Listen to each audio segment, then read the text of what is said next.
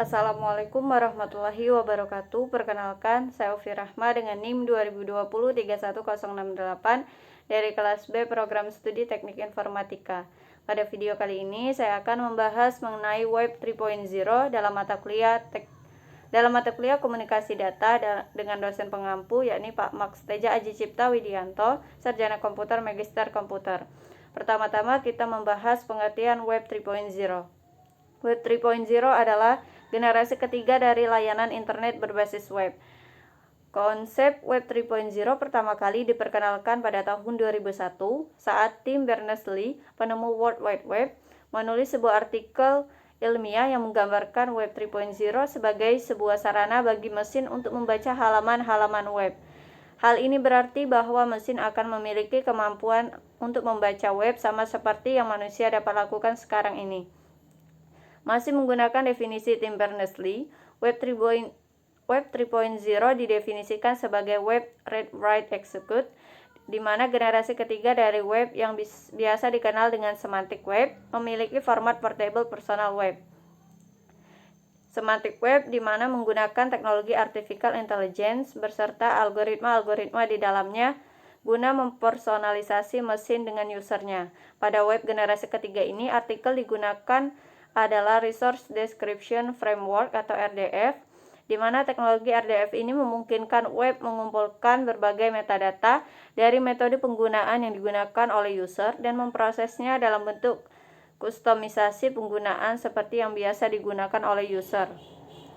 Di mana istilah Web 3.0 ini pertama kali dimunculkan oleh John Markov pada tahun 2006. Web 3.0 diyakini sebagai generasi ketiga atau kelanjutan dari Web 2.0 dari internet yang akan berkembang pada dekade 2010 sampai 2020.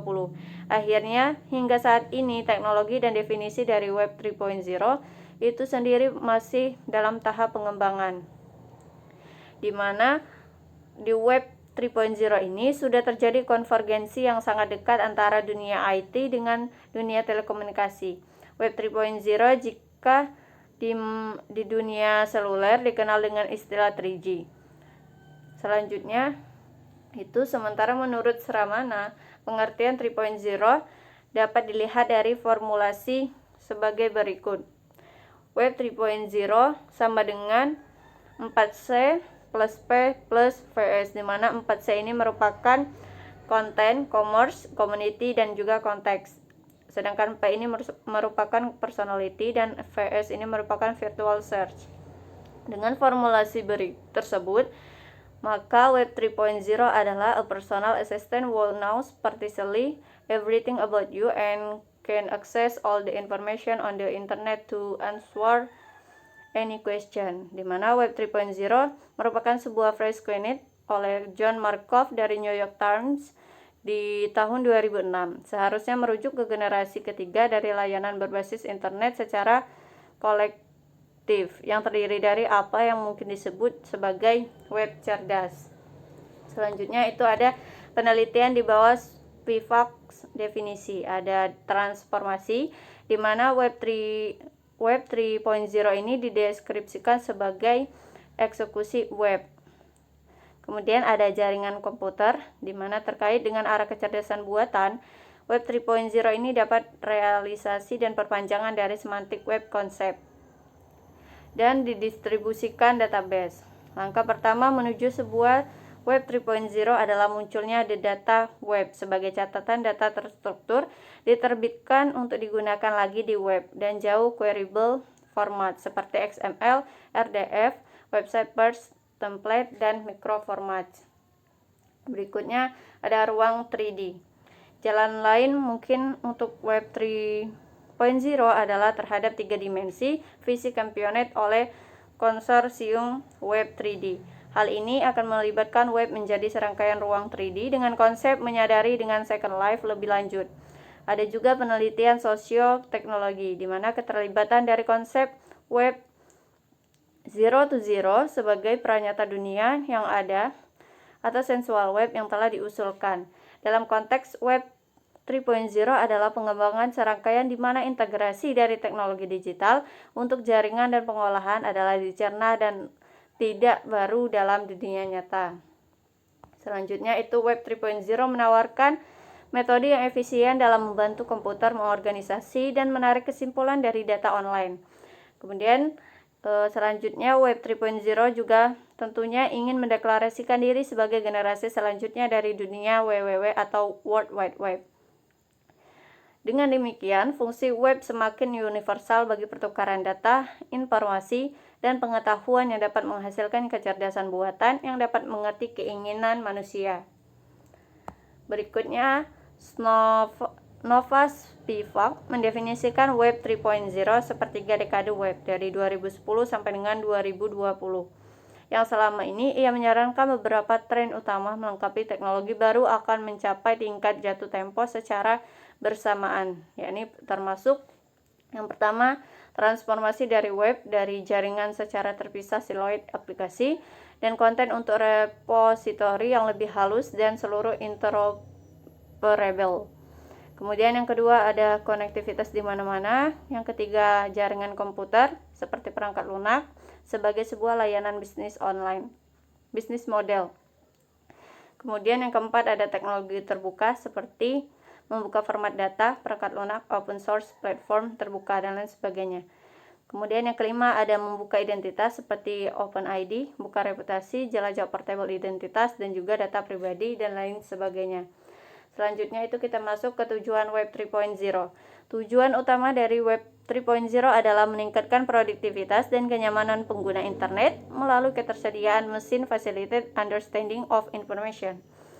Berikutnya itu konsep Web 3.0. Yang pertama, manusia dapat berkomunikasi dengan mesin pencari. Yang kedua, menyediakan keterangan-keterangan yang relevan tentang informasi yang ingin kita cari tanpa kita meminta. Yang ketiga, berkaitan dengan konsep semantik, juga memungkinkan isi web dinikmati tidak hanya dalam bahasa pengguna, tapi juga dalam bentuk format yang bisa diakses oleh berbagai software. Kemudian yang keempat ada Web 3.0 menawarkan metode yang efisien. Kemudian yang kelima, Web 3.0 juga memungkinkan fitur web menjadi sebuah sarana penyimpanan data dengan kapasitas yang luar biasa besar. Kemudian yang keenam itu Web 3.0 menawarkan metode yang efisien dalam membantu komputer mengorganisasi dan menarik kesimpulan dari data online. Selanjutnya itu kita masuk ke karakteristik Web 3.0. Karakteristik yang pertama ada transformation, di mana dari data penyimpanan yang bersifat terpisah-pisah menjadi satu. Kemudian yang kedua, ubiquitous connectivity yang memungkinkan info diakses di berbagai media. Kemudian yang ketiga ada network computing. Yang keempat ada open technologies. Sebagian besar semuanya berjalan dalam platform open source atau free. Kemudian yang kelima ada open identity. Keenam ada intelligent web. Ketujuh ada distributed database, di mana database terdistribusi dalam WWD atau World Wide Database. Yang kedelapan ada intelligent application. Web 3.0 juga telah digunakan untuk menjelaskan sebuah evolutionary path untuk web yang mengarah ke kecerdasan buatan yang dapat alasan tentang web dalam mode setengah manusia. Yang ke-9 ada semantic web. Yang ke-10 ada the 3D web. Yang ke-11 ada the pervasive web. Selanjutnya itu kekurangan Web 3.0. Kemampuan yang lainnya juga pada bagian yang grafik 3 dimensi atau 3D, sehingga akan sama keadaannya dengan dunia nyata. Namun yang menjadi permasalahan, hal ini akan harus diimbangi dengan penambahan kecepatan dan bandwidth yang tersedia. Berikutnya kita masuk ke keunggulan Web 3.0.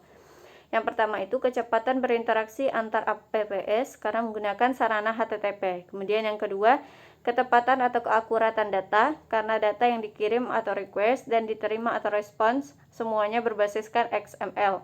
Kemudian yang ketiga, kemudahan mengelola request dan responsive karena standar pesan XML. Kemudian yang keunggulan yang keempat ada fleksibel. Contoh aplikasi PHP mampu berhubungan dengan Java, begitupun sebaliknya karena semuanya menggunakan protokol HTTP. Kemudian bukti Joomla PHP kini mampu berhubungan dengan Alfresco yang dibangun dengan Java. Dengan metodenya ada 4. Yang pertama ada XML RPC, kemudian ada SOAP, kemudian ada REST.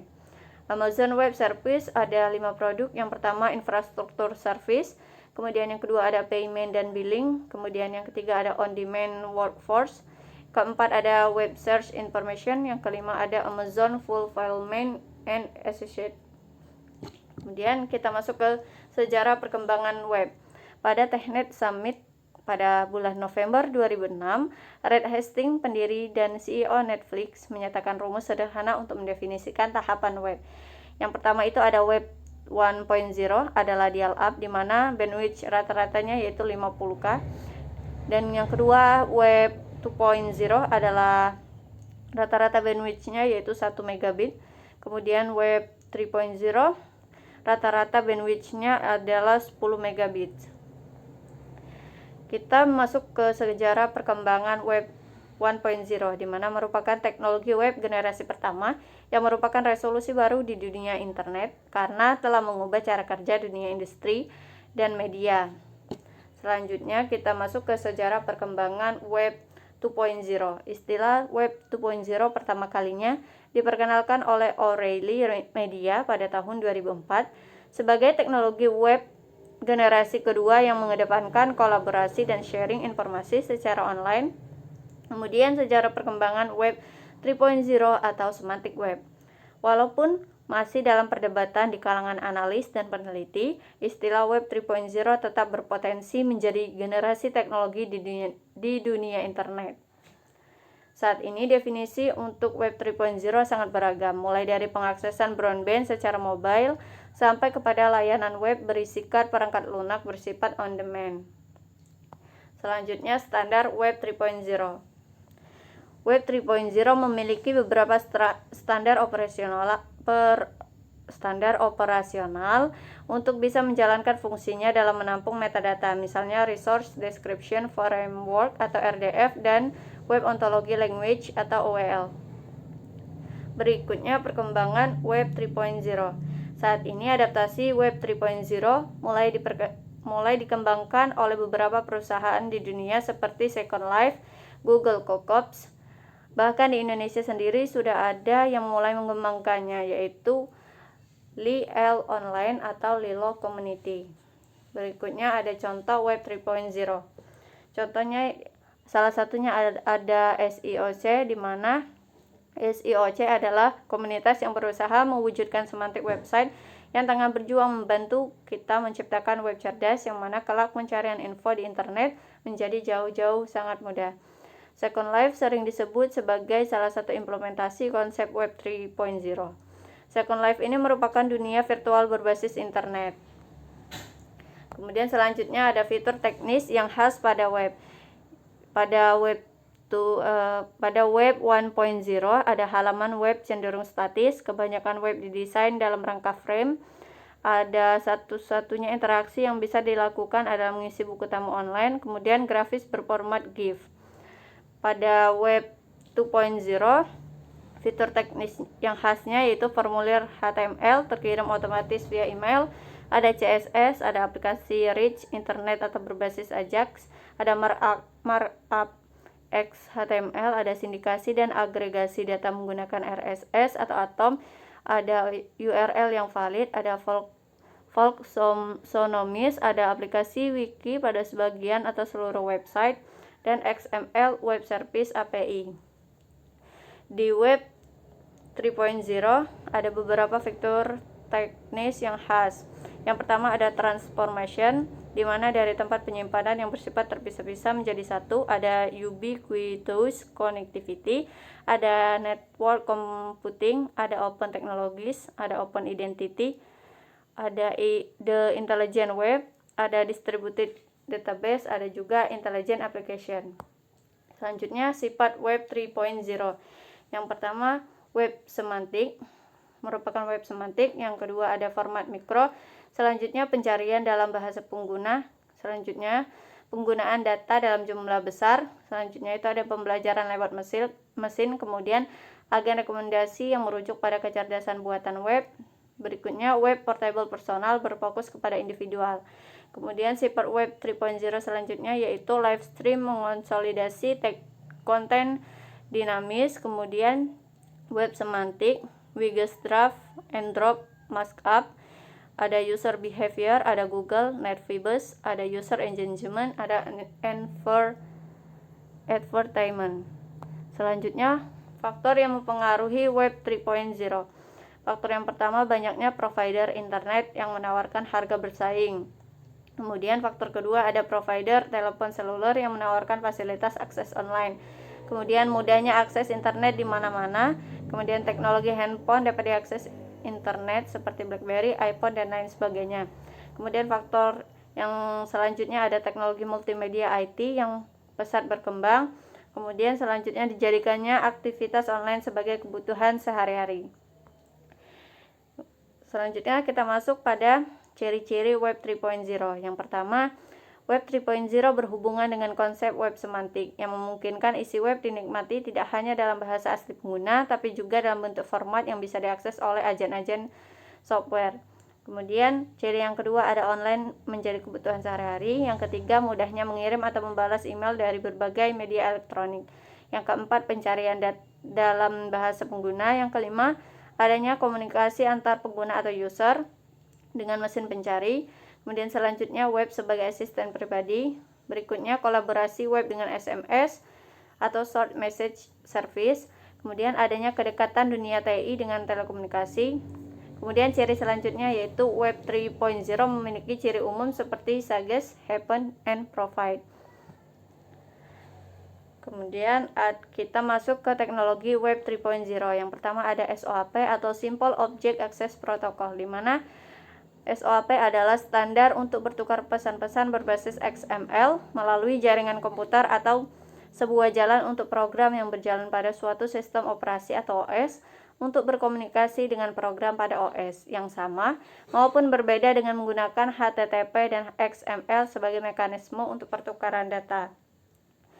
Kemudian yang kedua ada REST atau Representational State Transfer atau transfer keadaan representasi, adalah suatu gaya arsitektur perangkat lunak untuk pendistribusian sistem hipermedia seperti www. Yang ketiga, WSDL, format XML yang diterbitkan untuk menerangkan web service. WSDL mendefinisikan pertama pesan-pesan yang dikirim ke dan menuju web service. Kemudian yang kedua, koleksi-koleksi digital dari pesan-pesan. Kemudian yang ketiga, bagaimana port type yang ditentukan dijadikan wire protokol di mana service ditempatkan. Teknologi Web 3.0 yang keempat ada WDDX atau Web Distributed Data Exchange, yang merupakan mekanisme pertukaran data dari lingkungan yang berbeda. Kemudian kita masuk ke Web 3.0 buatan Indonesia. Di Web 3.0 ini sudah terjadi konvergensi yang sangat dekat antara dunia TI dengan dunia telekomunikasi. Dunia web dan telekomunikasi berkembang pesat dengan seiring kebutuhan pengguna. Saat ini sudah ada website sebagai tanda bakal masuknya era Web 3.0, salah satunya adalah pada situs secondlife.com.